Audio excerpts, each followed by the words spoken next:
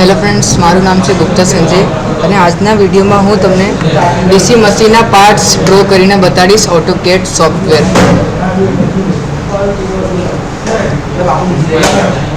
Scale લઈ લેવાનું. સૌથી પહેલાં એક સ્કેલ ડ્રો કરી લેવાનું. અહીંથી તમે જાતના સ્કેલ ડ્રો કરી શકો છો. જેમ કે અહીંથી 2 પોઈન્ટ 3 પોઈન્ટ. તો આપણે અહીંયા લઈ લઈએ સેન્ટર રેડિયસ. અહીંથી એક મોટું સર્કલ ડ્રો કરી લેવાનું.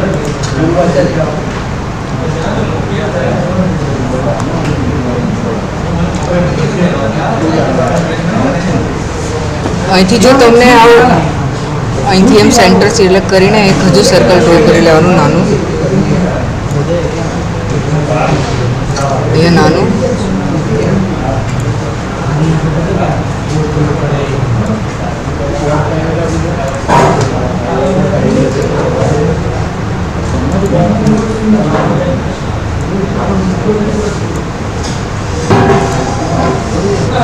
અહીંયા મને લાગે છે કે આપણું સર્કલ થોડું નાનું થઈ ગયું છે, તો અહીંથી હું તમને બતાવીશ કેવી રીતે તમે સર્કલ પર મોટું કરી શકો છો. અહીંયા પહેલાં લેફ્ટ ક્લિક કરવાનું, પછી રાઇટ ક્લિક. અહીંયા તમને બધા ઓપ્શન આવી જશે, જેમ કે અહીંથી મૂવ કરી શકીએ, અહીંથી સ્કેલ. તો અહીંયા સ્કેલ પર જવાનું અને આ સેન્ટ્રલ જો હોય ને, સેન્ટ્રલથી એમ ખેંચીને એમ સાઇઝ વધારી લેવાની. આ જ રીતે તમે આની સાઇઝ વધારવા ચાહો તો આની પણ વધારી શકો છો ઇઝીલી. સેન્ટ્રલથી આમ સાઇઝ તમે વધારી શકો છો. Okay, got it. ઓકે, અહીંથી સર્કલ દોરી લીધા પછી અહીંયા આપણે તેનું વાઇન્ડિંગ કરવું પડશે. તો વાઇન્ડિંગ બનાવવા માટે આપણે સર્કલની જરૂર પડશે. અહીંથી સર્કલ સિલેક્ટ કરવાનું, થોડુંક ઝૂમ કરી લેવાનું, તેથી બનાવતામાં સરળતા રહે. સર્કલ સિલેક્ટ કરી લો અહીંથી.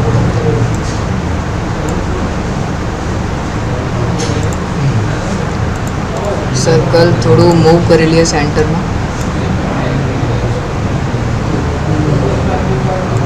ઓકે,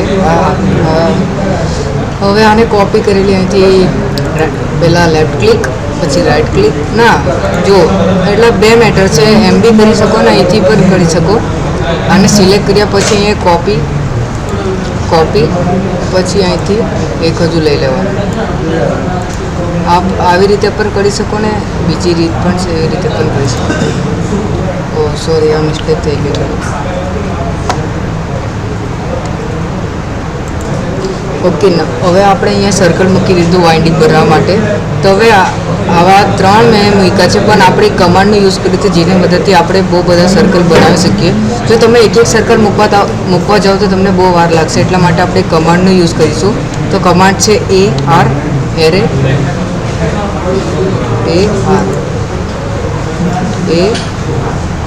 AR હજુ આવી ગયું. આ એરે કમાન્ડનો યુઝ કરવાનું. પહેલાં ઓબ્જેક્ટ સિલેક્ટ કરી લેવાનું. અહીંથી એમ ઓબ્જેક્ટ સિલેક્ટ થઈ ગયું, પછી ક્લિક, એન્ટર, પછી પોલાર, અને પછી સેન્ટર પર ક્લિક કરી દેવાનું, જેથી તમારું બધું એટલે વધારે સર્કલ આવી જશે. જે તમે કોપી કરેલું તો જ આવેલું. જો તમને આવા સર્કલ વધારે લાવવા હોય તો અહીંયા આઇટમવાળું લખેલું હશે, તો ત્યાં આઇટમ પર જઈને તમને જેટલા વધારે ક્વોન્ટિટી જોઈએ તેટલી વધારે ક્વોન્ટિટી તમે એડ કરી શકો. જેમ કે તમને જોઈએ 90. તો જો તમે ક્લિયરલી જોઈ શકો છો કે આ કેટલા બધા થઈ ગયા. જો અહીંથી તમે ઓછી કરવા માંગતા હોય તો બેક પ્લેસ, જેમ કે તમને જોઈએ ઓનલી 27. એન્ટર કરશો તો તમે જો તમારી વાઇન્ડિંગ થોડી ઓછી થઈ જાય છે. તમારી મરજી, તમને જેટલી વાઇન્ડિંગ રાખવી હોય. પછી અહીંથી સ્કેપ કરી દેવાનું, જેથી કેન્સલ થઈ જાય.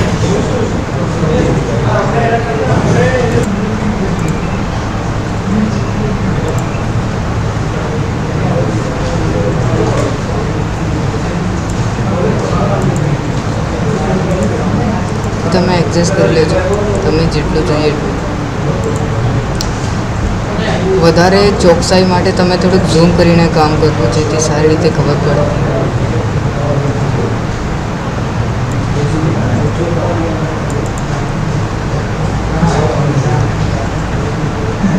તો આ બાજુ કરશે.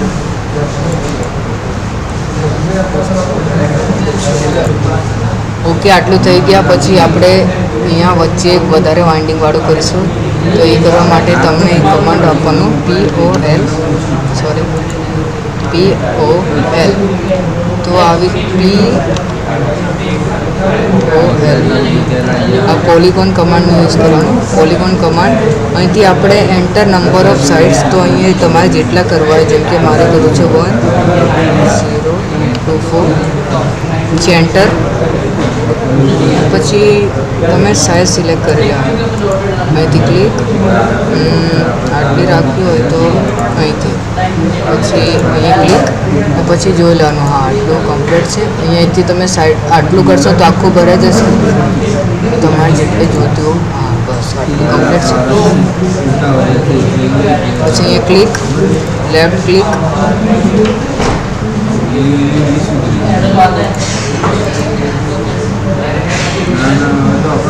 ક્લિક કરીને લેફ્ટ ક્લિક કરવાનું અને અહીંથી પોલી લાઈન પર જવાનું અને અહીંથી વિથ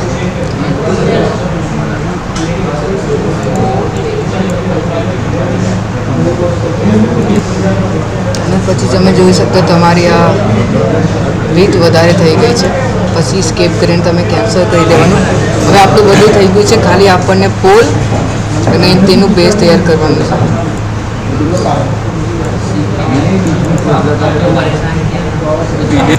ઓકે ફ્રેન્ડ્સ, હવે આપણે આપણું પોલ ડ્રો કરી લઈએ. અહીંથી લાઈન સિલેક્ટ કરી લેવાનું.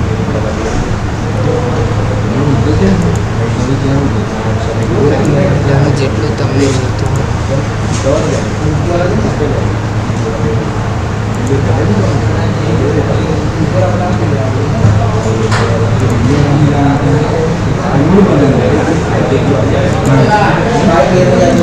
આ પોલના બે લાઈન ડ્રો કરી લીધા પછી અહીંથી આર્ક પર સિલેક્ટ કરવાનું, જેથી તમારું સારી રીતે અહીંથી તમે બહુ બધા આર્ક સિલેક્ટ કરી શકો છો. જેમ કે અહીંયા 3 પોઈન્ટ સ્ટાર સેન્ટર. તો અહીંથી પોલ બનાવવા માટે હું સિલેક્ટ કરીશ સ્ટાર્ટ એન્ડ ડાયરેક્શન સાઈડ પર. પછી જેટલું તમારે જોઈતું હોય આમ તમે એડજસ્ટ પણ કરી શકો છો. આને મેં મૂકીશ 180 ડિગ્રી. એ જ રીતે ફરીથી આર્ક સિલેક્ટ કરી લો.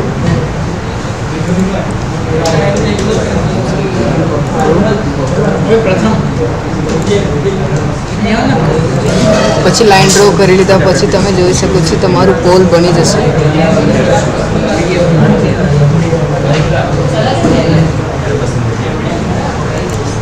હવે આ જ રીતે આપણને 4 પોલ ડ્રો કરવાના છે. આમાં પણ આપણે કમાન્ડને યુઝ કરીશું, જે છે એરે કમાન્ડ. પહેલાં આપણને ઓબ્જેક્ટ સિલેક્ટ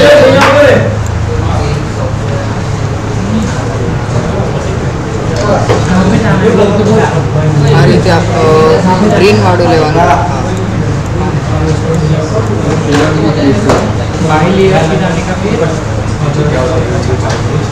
અહીંથી ઓબ્જેક્ટ સિલેક્ટ કરી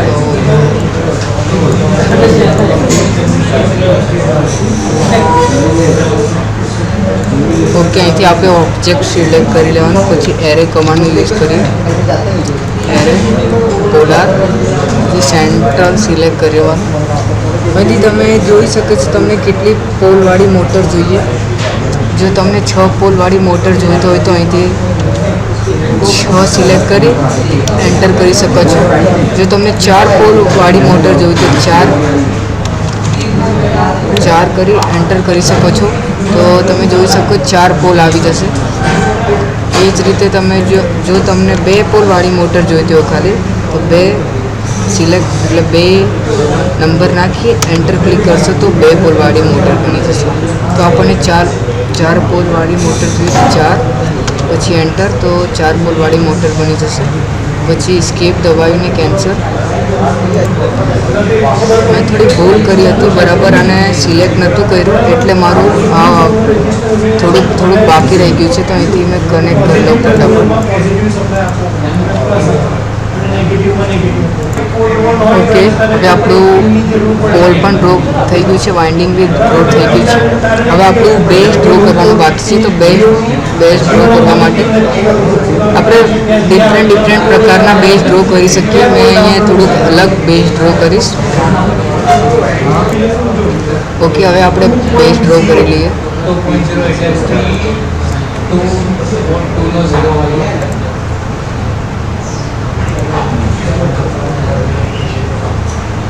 હું અહીંયા આર્કનો ઉપયોગ કરીશ.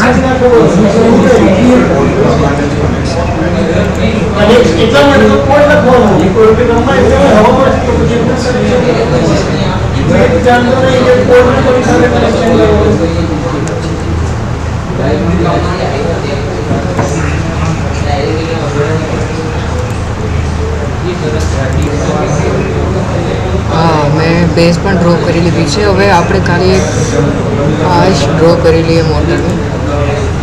અહીંથી સર્કલ સિલેક્ટ કરીશું, 2 પોઈન્ટ, સેન્ટર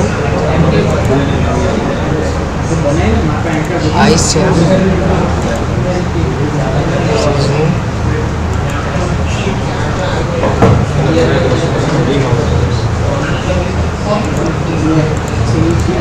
અહીં તું નોર્મલ વાળું સર્કલ સિલેક્ટ કરી દઈશ.